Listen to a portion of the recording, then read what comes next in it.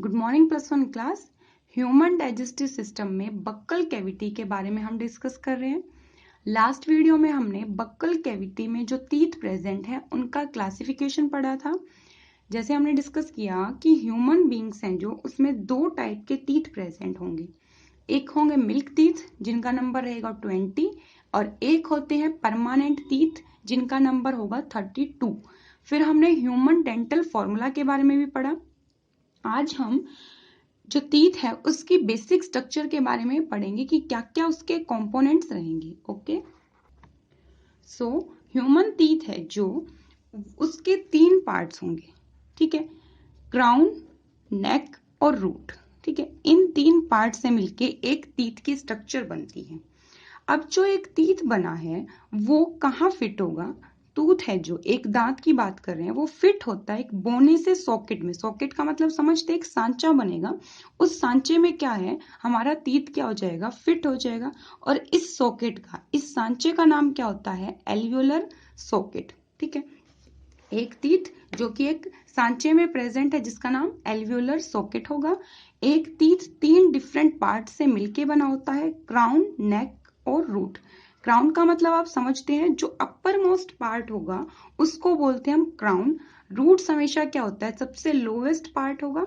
तो crown upper most part और root क्या है, लोवेस्ट पार्ट है। और नेक क्या रहेगा, क्राउन और रूट के बीच का जो पोर्शन है उसको हम बोल देंगे नेक पोर्शन। ठीक है, सो हमारे टीथ का जो अपर मोस्ट विजिबल पार्ट है जो आपको दिखाई दे रहा है, व्हाइट पोर्शन, उस पार्ट को क्या बोलते हैं हम? क्राउन बोल देंगे। क्राउन के ऊपर एक हार्ड सी लेयर रहेगी, एक हार्ड सा सब्सटेंस प्रोड्यूस है, उस सब्सटेंस का नाम क्या होगा? इनेमल। और इनेमल है जो वो हम ह्यूमन बॉडी का सबसे हार्डेस्ट सब्सटेंस रहेगा। Ectodermal in origin. एक्टोडर्मल का मतलब क्या होता है, हमारे बॉडी की 3 लेयर्स होती हैं, एक्टोडर्म, मेसोडर्म और एंडोडर्म। इन 3 लेयर से ही ह्यूमन बॉडी है जो उसके जितने भी ऑर्गन्स हैं उनकी फॉर्मेशन होती है। अब ये जो इनेमल है ये एक्टोडर्मल इन ओरिजिन है, मतलब कि ये एक्टोडर्म से मिलके बना होता है। एक्टोडर्म क्या है? आउटर मोस्ट जो लेयर बनेगी ना उसको क्या बोल देंगे हम? एक्टोडर्म। अब इनेमल इतना हार्ड क्यों है? क्योंकि वहां पे कैल्शियम फॉस्फेट और फ्लोराइड्स हैं जो उनका डिपोजिशन होता है, उनकी लेयर बनेगी, इसीलिए इसको क्या बोल देंगे हम? हार्ड बोल देंगे। सो ये हमारे पास एक टीथ की स्ट्रक्चर है। ठीक है, जिसकी अटैचमेंट किससे होगी? ये सॉकेट में फिक्स है। ठीक है, और सॉकेट में किसकी हेल्प से फिक्स होता है टीथ? गम्स की हेल्प से। गम क्या होते हैं? जो हमारे मसूड़े हैं उनको हम क्या बोल देंगे? गम्स। तो टीथ सॉकेट में गम की हेल्प से, मसूड़े की हेल्प से अटैच होगा। अब ये जो अपर पार्ट आपको दिखाई दे रहा है दांत का, इस पार्ट को हम क्या बोल देंगे? क्राउन बोल देंगे। ठीक है, टीथ का वो पार्ट जो कि गम के साथ अटैच्ड है उस पोर्शन को क्या बोल देंगे हम? नेक पोर्शन बोल देंगे। और उसके बाद ये जो नीचे का पोर्शन है जो विजिबल नहीं है बिल्कुल भी, उसको क्या बोला जाएगा? रूट। तो इस तरह से ह्यूमन जो टीथ हैं उसके 3 पार्ट हैं, क्राउन जो अपर मोस्ट पार्ट है, बीच वाला पोर्शन है नेक जो कि गम के साथ, मसूड़े के साथ जुड़ा होता है, और जो लोवेस्ट पोर्शन होता है जो कि कभी भी विजिबल नहीं है उसको क्या बोल दोगे? रूट पोर्शन बोल दोगे। ठीक है, अब जो क्राउन पोर्शन है, जो सबसे ऊपर वाला पोर्शन है, उसके ऊपर एक हार्ड सी लेयर प्रेजेंट है। उस हार्ड लेयर का नाम क्या होगा? इनेमल। ठीक है, इनेमल क्या है? हार्डेस्ट सब्सटेंस है ह्यूमन बॉडी का।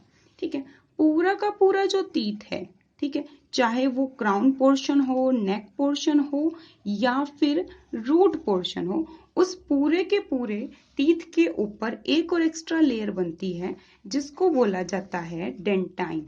तो डेंटाइन क्राउन, नेक और रूट इन तीनों पोर्शन को कवर कर रही है, जबकि इनेमल है जो वो सिर्फ क्राउन पोर्शन के ऊपर वाली ही लेयर है। अब जो हमारा टीथ का रूट पोर्शन था उस पोर्शन पे 2 ओपनिंग प्रेजेंट होती है। ठीक है, ये एक ओपनिंग ये यहां से हो गई, एक ओपनिंग यहां से हो गई। ठीक है, और इन ओपनिंग का नाम क्या रहेगा? Apical foramen. ठीक है, फोरामेन का मतलब होता है ओपनिंग और एपिकल का मतलब होता है टिप। तो रूट की टिप पे जो ओपनिंग बनी उसको क्या बोल दिया गया, एपिकल फोरामेन बोल दिया गया। एपिकल फोरामेन का काम क्या होगा, ये जो ओपनिंग है यहाँ से हमारी ब्लड वेसल्स और जो हमारी नर्व्स हैं उनकी क्या होती है, सप्लाई होती है। ठीक है, तो टीथ है जो उसको भी तो न्यूट्रिएंट्स की सप्लाई चाहिए और वहां से भी तो क्या है, न्यूरॉन्स पास ऑन होगी ताकि जो सारे मैसेज हैं वो मिल पाए। ठीक है, तो न्यूरॉन्स की और जो ब्लड वेसल्स की सप्लाई है वो रूट की एक ओपनिंग जिसका नाम था एपिकल फोरामेन वहां से होगी। ठीक है, तो क्या क्या पार्ट है टीथ के, क्राउन, नेक और रूट पोर्शन। ठीक है, ये तीन मेन पोर्शन रहेंगे और ये जो बेस पे ओपनिंग थी इसको क्या बोल रहे हैं हम, एपिकल फोरामेन बोल रहे हैं। अब अंदर का जो सारा पोर्शन, ये कैविटी जो दिखाई दे रही है, स्पेस जो दिखाई दे रहा है, इसको हम बोलते हैं पल्प कैविटी। ठीक है, इस कैविटी का नाम, इस स्पेस का नाम क्या रहेगा, पल्प कैविटी रहेगा। और पल्प कैविटी क्या है, इनर मोस्ट पोर्शन है जहां पे जो ब्लड वेसल्स हैं, नर्व फाइबर्स हैं, इनकी एंट्री होगी और ये एंट्री कहां से हुई है, थ्रू एपिकल फोरामेन। देखिए पल्प कैविटी क्या है, ये जो अंदर का सारा स्पेस आपको दिखाई दे रहा है, इस सारे स्पेस को हमने क्या बोला है, पल्प कैविटी, जहां से ब्लड वेसल्स की सप्लाई होगी। नेक्स्ट हम डिस्कस कर रहे हैं कि एलिमेंट्री कैनाल है जो कि हमारी गट है, उसकी कितनी मेन लेयर्स होती हैं। एलिमेंट्री कैनाल है जो ह्यूमन बींग्स में, जो पूरी की पूरी ट्यूब माउथ से स्टार्ट हुई है और एनस पे एंड हुई है, उस पूरी ट्यूब की 4 मेन लेयर्स होती हैं, जिसमें से सबसे बाहर वाली जो लेयर है उसको हम बोलेंगे विसरल पेरिटोनियम।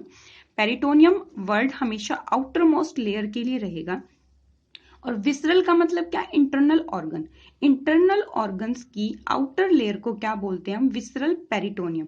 तो जो हमारी पूरी की पूरी एलिमेंट्री कैनाल है, गट है, उस एलिमेंट्री कैनाल में आउटर मोस्ट लेयर को क्या बोला जा रहा है, विसरल पेरिटोनियम, जिसका एक और नाम क्या रहेगा, सिरोसा रहेगा।